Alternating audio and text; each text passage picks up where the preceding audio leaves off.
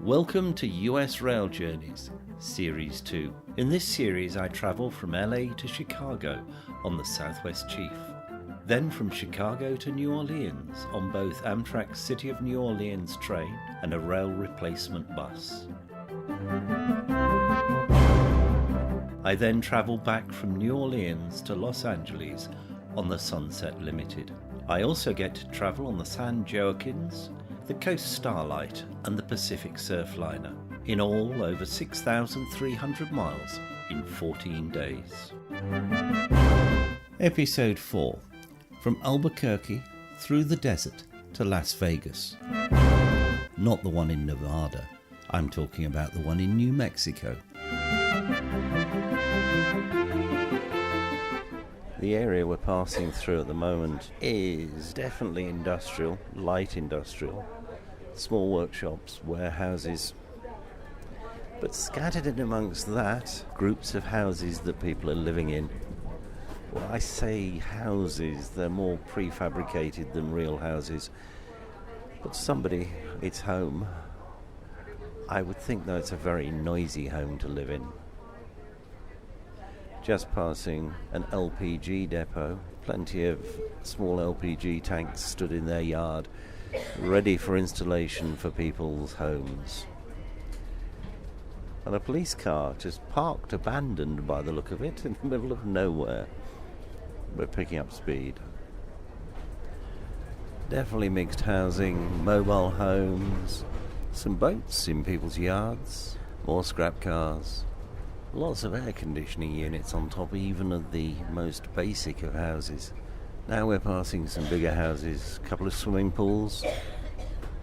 This must be a slightly wealthier area of town. Oh, and a garden centre. It's just strange that you have housing and business all intermingled together. I'm more used to industrial areas of town and housing areas of town, not all mixed together, a street of this and a street of that. Looks like we're passing the stockyards. By stock I mean, of course, cattle. And now the river. We're definitely out of the city now. Whether we've passed what would be called the city limits, I don't know. Just past a sign to Shady Lakes, where you go for trout fishing. A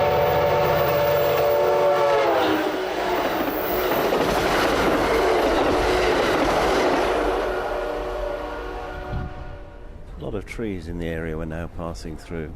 A hint of green in some of them. Others look like they've got a long way to go before the leaves start to come.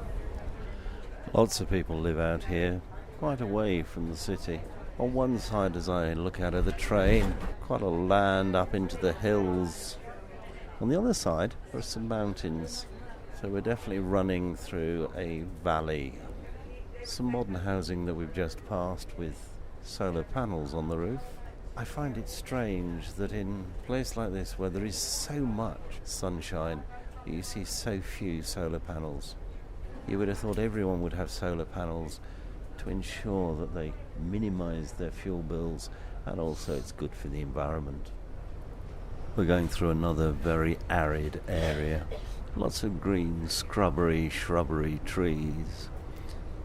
Lots of dried out riverbeds from, I presume, when they have heavy weather. It's hilly, but there's no sign of any agriculture at all, although there are a lot of fences. So I'm not sure if there is something going on the land. I don't think I would like to be walking through this. Sleeper car attendant Claudia, when you get a chance, can you see your room too?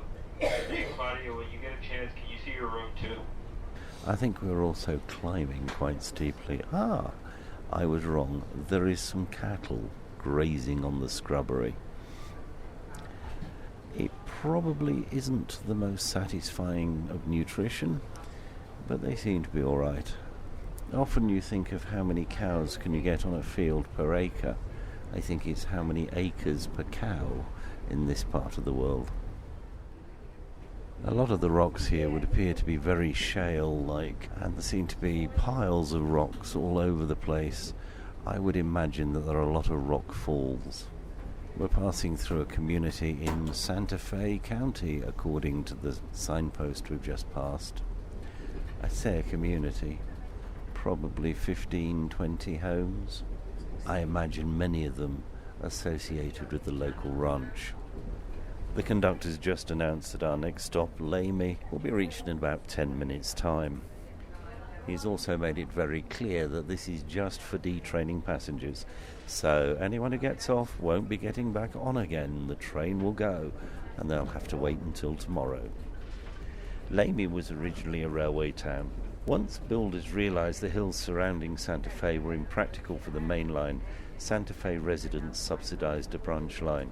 Today, a short line connects the two towns and is used for freight and a tourist service. Whilst Lamy is home to only 218 people, the town is a significant rail junction. The station, built in 1909, was used by nearly 12,400 passengers in 2015.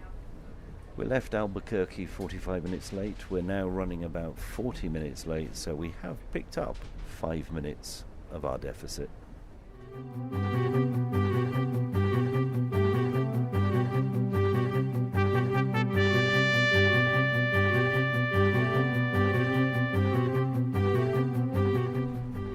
So that was Lamy, New Mexico. As the word said, a very small place. We were through it pretty quickly, having dropped off a few passengers. A few modern houses out here, outside the centre of the town, all with dirt track roads to them. But some solar panels.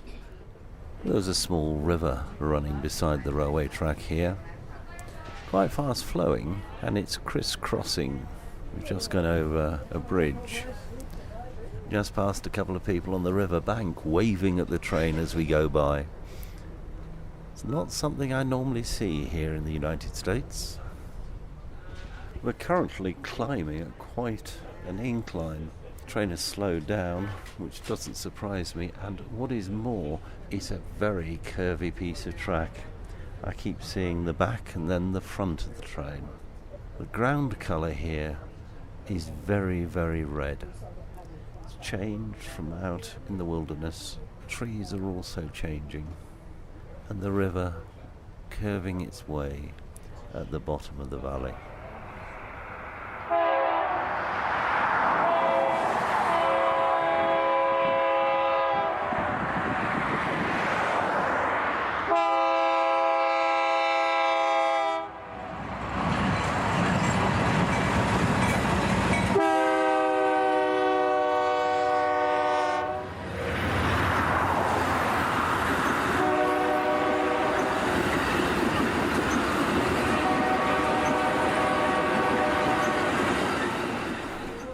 The vegetation has now completely changed. It's all pine as we're going along, large forests of pine, hills covered in pine trees, and snow on the tops of the peaks, taller hills or maybe mountains, because I think after our climb we're actually quite a long way above sea level. This part of the journey, the train is weaving its way along the line. I'm with Bob, who's a fellow traveller who got on in Los Angeles yesterday afternoon. He's travelling with his family and he's had quite a colourful life, I would suggest. But Bob has something very special that he thought was a bit of petrified wood that he dug up in his garden. Yes, I thought it was petrified wood. I had it for several years. It's about the size of a football, an American football, about 10 pounds. And we decided to cut it and make bookends out of it. We found that it wasn't petrified wood at all. It was coprolite, which is on the internet as coprolite, coprolite, which is dinosaur dung. That's certainly something interesting to find. Well, it was interesting for us, and it's the rock I have is getting to be pretty well known. It's been in Smithsonian Institute in Washington and Colorado University, and several other places that have to do with all the dinosaurs in the Colorado area. We've traced it down to where it probably came from a T-Rex that was excavated from my grandparents' property back in the 1920s, and that particular dinosaur T-Rex is in the Colorado Museum of Science. We know that's where the rock, the dinosaur stuff came from. I picked it up near the excavation where that T-Rex was actually taken up. That's my Hazel the dinosaur. Yes, interesting name.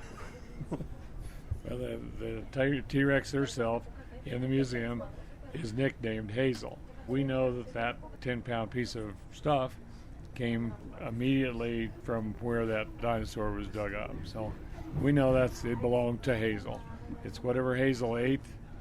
And the inside of the rock are circles that we've tested that are bone. So it's whatever Hazel ate that particular day. It's laced with capillaries, lines throughout the rock that are radioactive. They are called urolite, which is, oh my gosh, dinosaur urine. So on that bad day, 27 million, give or take a million or so, Hazel ate something or somebody and drank a bunch of radioactive water. Fantastic piece of rock. Quite amazing what you can find just from something like that. Yeah, of course. Now, you're on this train with members of your family? Yes, I have 12 of us on the train. I have my wife and 4 of my own children, 4 grandkids, and 1 great-grand. And for a total of 12. We live in the Denver, Colorado area.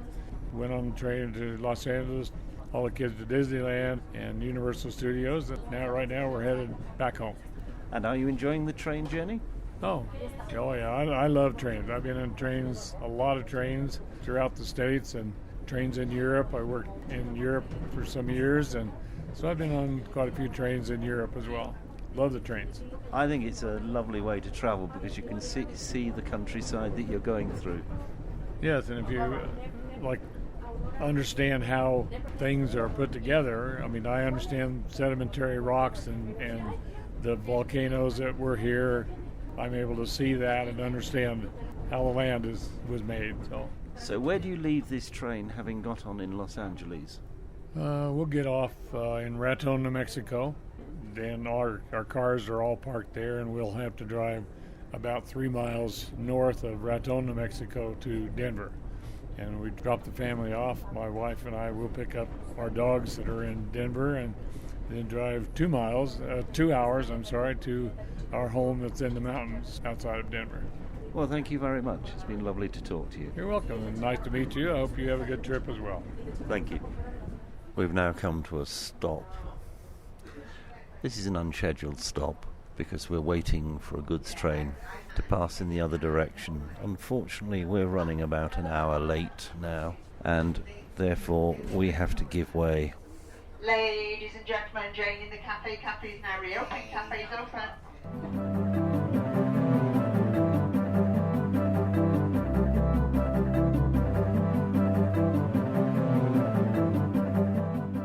Somebody has just pointed out Starvation Peak to me, which is in the distance, but from the stop train is very clear to see. Legend has it that settlers were chased up the mountain and held there surrounded by Indian warriors until they succumbed to starvation. It was a prominent landmark and made for an interesting story around the campfire for Santa Fe Trail traders. How are you doing, sir? Very well, thank you. We've been sat here for about an hour waiting for the westbound train to pass us. It has just gone past. It's the westbound Southwest Chief. So we were able to wave to the passengers going west as we go east. The Southwest Chief that just passed us left Union Station in Chicago at 2:50 p.m. yesterday. So they are 24 and a half hours into their journey. And the train is moving. You can hear that's popular with the passengers. As the train moves, the scenery is going to change. There's a card school at one end of the observation car, and on my left there are a couple of people talking about their military service. When I say they're talking about their military service, they're both veterans.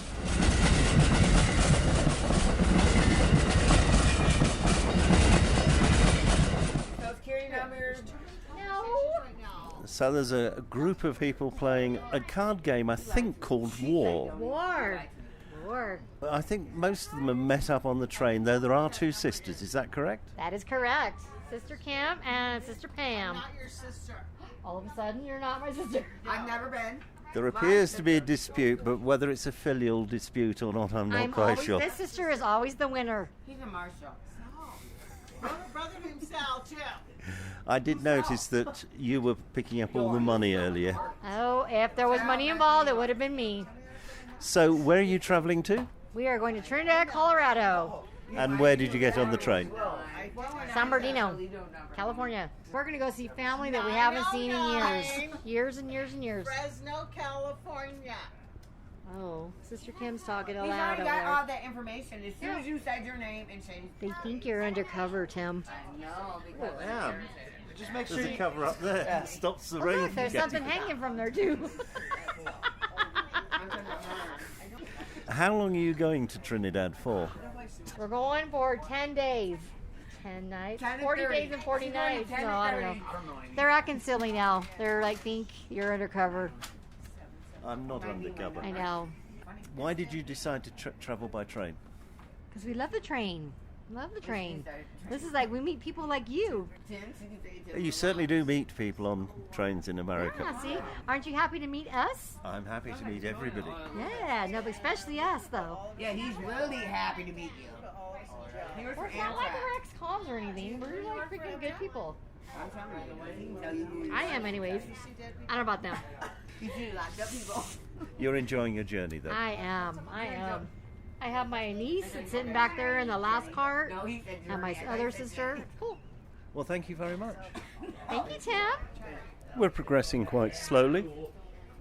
I thought for a while we were going downhill, but maybe we're either held by signals or going uphill again. The track is yet again winding its way, and for seconds you see the front of the train or the back of the train. Sadly, though, it's frequently too fast to get my camera to get a shot of it.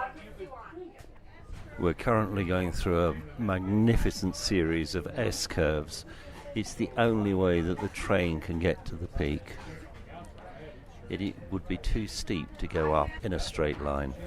This is the highest point of the railway in New Mexico.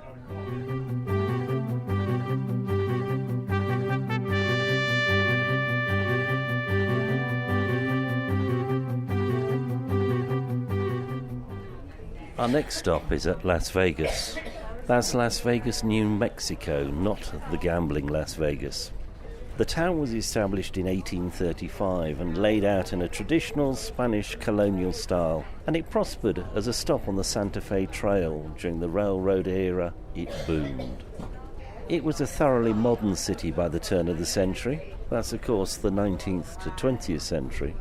And it was one of the largest in the Southwest. The Castaneda was a Harvey House hotel.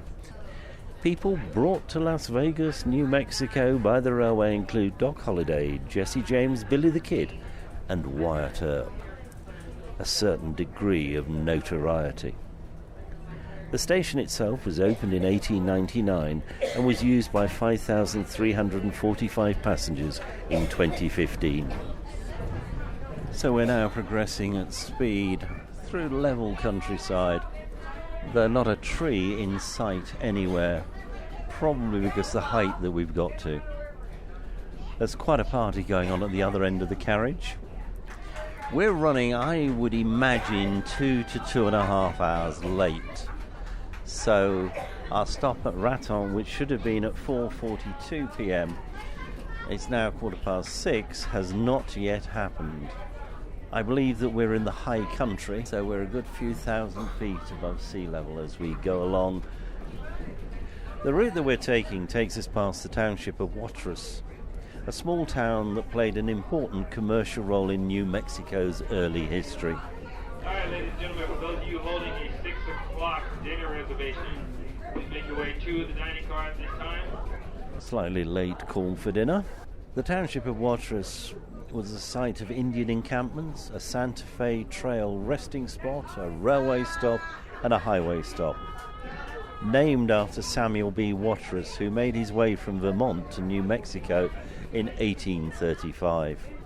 He has been described as a self-contained economic boom. He catered to the gold seekers and settlers who stopped to trade at his store on the Santa Fe Trail. At Clifton House Ruins, originally built by rancher Tom Stockton in 1867, a place also known as Red River Station and Red River Hotel. It was a stagecoach stop famous for its food and lodging, and was a highlight for travellers on the mountain route of the Santa Fe Trail. As you can see, the Santa Fe Trail is very important in this part of the world. This podcast has been produced by the Mr. T Podcast Studio. I thank the passengers and crew of the Amtrak Southwest Chief for helping make this podcast possible. Thank you for listening. Please join me again in 2 weeks.